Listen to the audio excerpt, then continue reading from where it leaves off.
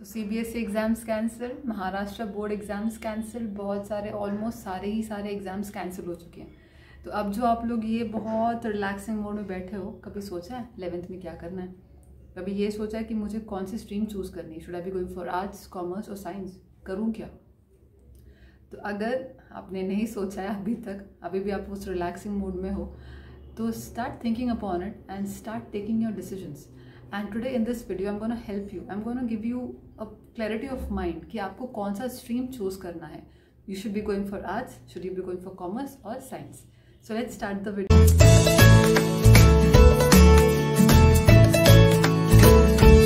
So stream selection is the most important thing. एक गलत stream choose कर लिया आपने एंड देन पता ही नहीं क्या होगा फिर। तो इसलिए इट्स वेरी वेरी इंपॉर्टेंट। कहने के लिए 11th स्टैंडर्ड है, बहुत इजी है, लेकिन आपके करियर के लिए ये जो आप मोमेंट है आपका स्ट्रीम चूज करने वाला, it's very very crucial, it's very very important. तो स्ट्रीम सेलेक्ट करने से पहले आपको ये पता लगाना है कि आपके अच्छे सब्जेक्ट्स कौन से हैं। मतलब ऐसे सब्जेक्ट्स जिनको आप अच्छे से समझ पाते हैं, जिनको आप झेल सकते हैं, जिनको आप पढ़ के समझ पाते हैं अच्छे से। तो you need to find out your subject first. Subject ऐसा चूज करें जिनको जब आपको पढ़ने के टाइम लगे कि हाँ मुझे सब समझ में आ रहा है, I would be able to handle this subject throughout my 11th and throughout my 12th। तो ऐसा सब्जेक्ट आपको सबसे पहले चूज करना है। Next thing, when you are choosing a subject, never ever choose your subject or your stream based upon the predictions or conclusions of your 10th standard. Now 10th standard में मेरा science बहुत अच्छा था, I should be going for science. 10th standard में मेरा math बहुत अच्छा था, मेरा कैलकुलेशंस बहुत अच्छे थे, I should be going for commerce. Do not do this mistake. How can you ever compare 10th and 12th और 10th एंड 11th? कंपेयर करने का कोई लॉजिक ही नहीं बनता यहाँ पे, क्योंकि 10th में आपने जो पढ़ा है that was all of basic level, और 11th में आप या फिर 12th में जो भी आप पढ़ने वाले हैं वो थोड़े हायर लेवल के होंगे। तो अब इसका सोल्यूशन क्या है? फिर कैसे पता लगाएं कि 10th में तो मेरा ये सब्जेक्ट था, I love this subject and I have to take this subject, but 12th के लिए कन्फ्यूजन है, what should I be doing? तो सोल्यूशन ये है कि रीड करिए, गूगल पे जाइए, इसका सारा चीज़ें फाइंड आउट करिए, या सबसे बेस्ट ऑल्टरनेटिव ये है that watch YouTube videos. 12th standard के मैथ्स के या साइंस के एक दो सब्जेक्ट्स, या सॉरी नॉट सब्जेक्ट्स, चैप्टर्स आप गो थ्रू करिए, सुनिए, और अगर आपको लगता है कि हाँ मैं इसे झेल पाऊंगा या फिर मैं इसे कर पाऊंगा या कर पाऊंगी, then you can surely go for your required subject. You can go for your science, your maths, your physics, chemistry, bio, whatever you want. But फिर अगर कहीं आपको लगा, सेकेंड थॉट आया मन में वीडियो देखते हुए कि भाई यार ये मुझसे नहीं हो पाएगा, do not go for that then. ठीक है, क्योंकि हमने अब तक पढ़ाई की थी 10th के लिए, बहुत बेसिक के लिए, अब हमें पढ़ाई करनी है 12th के लिए और 11th के लिए।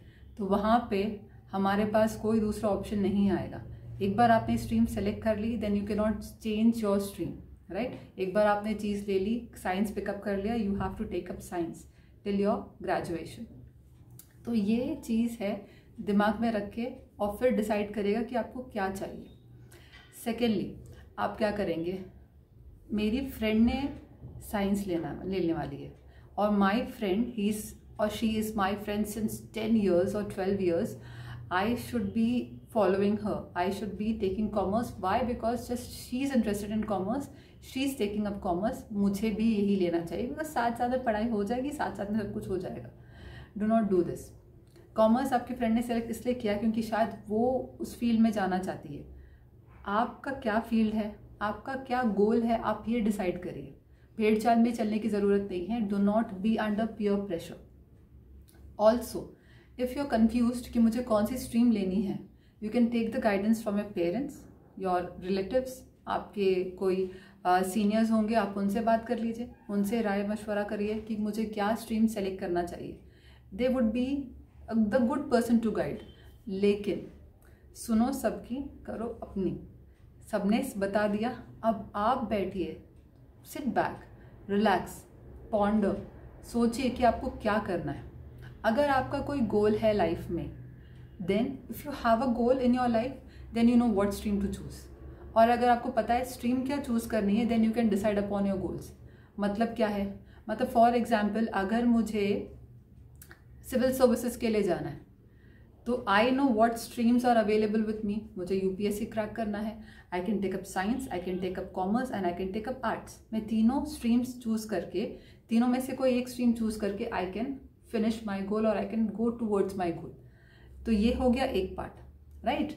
सेकेंड पार्ट ये है कि आई एम श्योर मुझे कॉमर्स लेना है, तो मुझे मेरा स्ट्रीम तो पता है, अब उससे आने वाली जॉब अपॉर्चुनिटीज़ मुझे पता करनी है, मुझे मेरा इंटरेस्ट डेवलप करना है, इंटरेस्ट फाइंड आउट करना है उन जॉब अपॉर्चुनिटीज़ के बारे में, and then I will decide my कि मुझे किस जॉब में या फिर कहाँ पे अपना करियर बनाना है।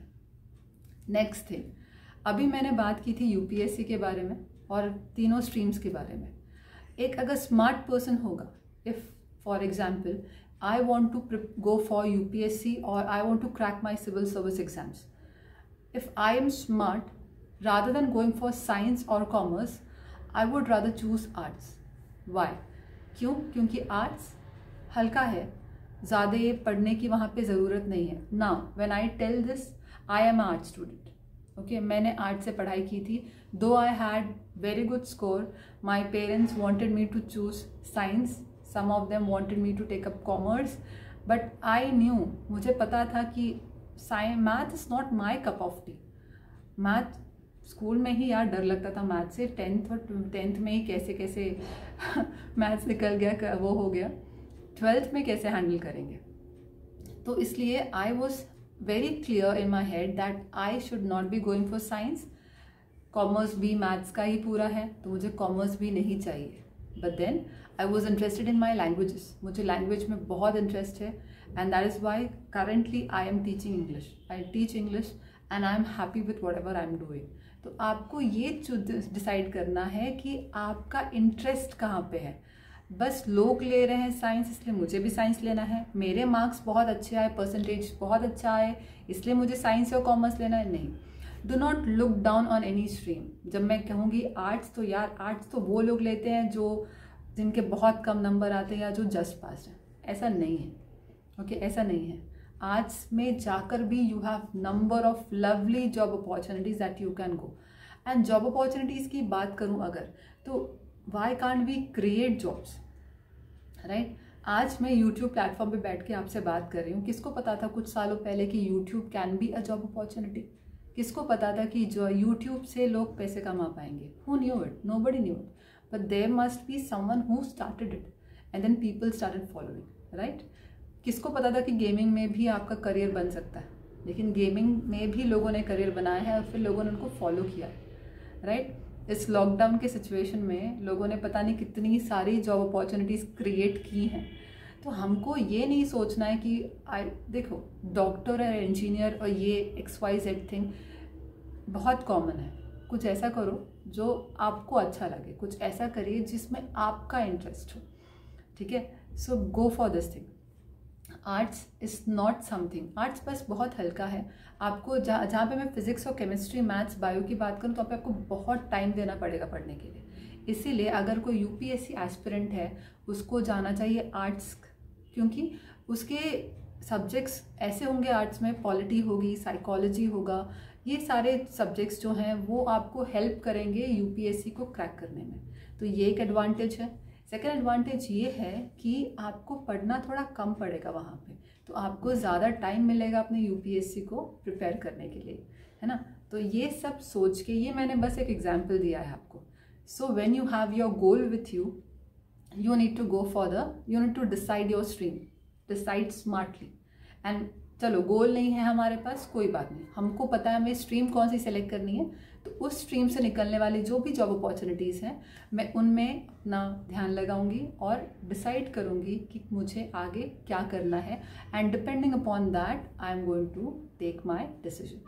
अब कुछ बच्चे ऐसे होंगे जिनको अपना जॉब अपॉर्चुनिटी भी पता है, उनको पता है कि मुझे स्ट्रीम क्या सेलेक्ट करना है, और उनको ये भी पता है कि मुझे फ्यूचर में मेरा गोल क्या है। तो ऐसे बच्चों को तो वाओ, सो ऐसे बच्चे have already crossed the first hurdle, जहाँ पे लोग अभी भी स्टक होके ये सोचते हैं कि क्या करना चाहिए। तो ऐसे बच्चों ने तो ऑलरेडी वो क्रॉस कर ही लिया है, तो उनके लिए थोड़ा ईजी हो जाएगा। एंड एक चीज़ और, यहाँ पे एक बोलते हैं ना, एक टिप देना चाहूँगी, एक जनरल एडवाइस देना चाहूँगी that be clear in your head.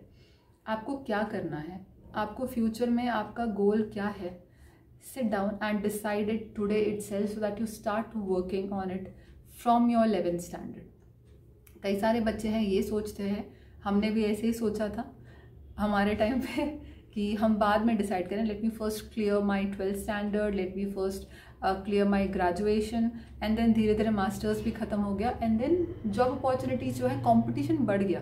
तो ये आपको क्या करना है, आपको स्टार्टिंग से ही क्लैरिटी चाहिए, क्लैरिटी लेनी होगी बेसिकली कि मुझे करना क्या है लाइफ में।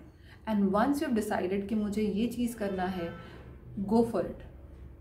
11th से ही प्रिपेयर करिए। ये मत सोचिए कि मैं 12th के बाद प्रिपेयर करूँगा या 12th के बाद डिसाइड करूँगा मुझे करना क्या है, ग्रेजुएशन होने के बाद डिसाइड करेंगे, ये मत करिएगा, ये एक बहुत बड़ी गलती है।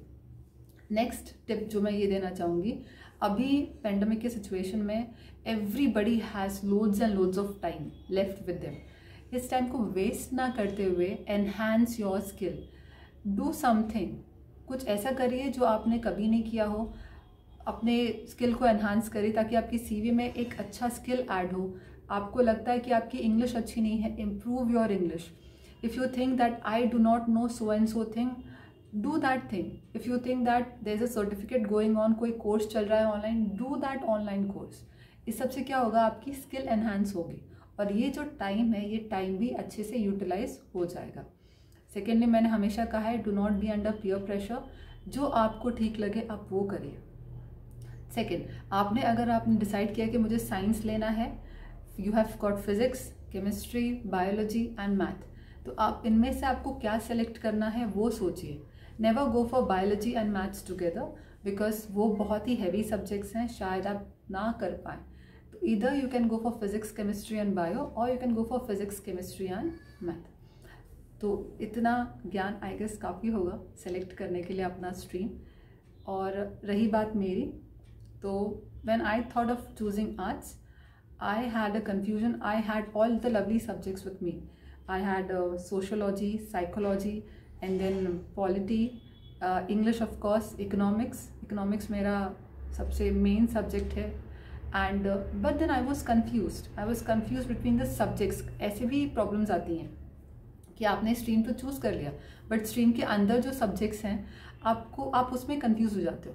तो I had a confusion between sociology and psychology, but then I did not know how to go for it, मतलब साइकोलॉजी लूँ या सोशियोलॉजी लूँ। तो at that point of time we had this newspapers, अभी भी आते हैं ऑफकोर्स, टाइम्स ऑफ इंडिया में एजुकेशन टाइम्स था। वहाँ पे एक राइटर ने, एडिटर ने अपना व्लॉग लिखा था और उन्होंने बताया था कि वेरियस सब्जेक्ट्स में what do you get to study. So sociology में you basically get to study about society and psychology is human behaviour. So I thought society के बारे में तो any how you want to learn in polity, why not go for psychology. And psychology is one of the beautiful subjects I have studied and I still cherish it. तो आप भी अगर कुछ problem है, गूगल इट। और आजकल तो कितना ईजी है यार, गूगल कर लो हर चीज़, यूट्यूब पे ढूंढ लो हर चीज़, number of options are already available. तो ऐसे कर लीजिए एंड देन सोच समझ के, घाई नहीं है कोई, सोच समझ के अच्छे से डिसाइड करिए कि आपको क्या चूज़ करना है। Should you be going for arts, commerce और साइंस।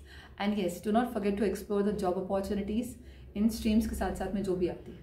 ठीक है, that's all for the video and I hope you liked it. ये वीडियो आई होप थोड़ी सी भी हेल्पफुल हुई हो, तो लाइक करें, शेयर करें और सब्सक्राइब करें to your tuition. Thank you.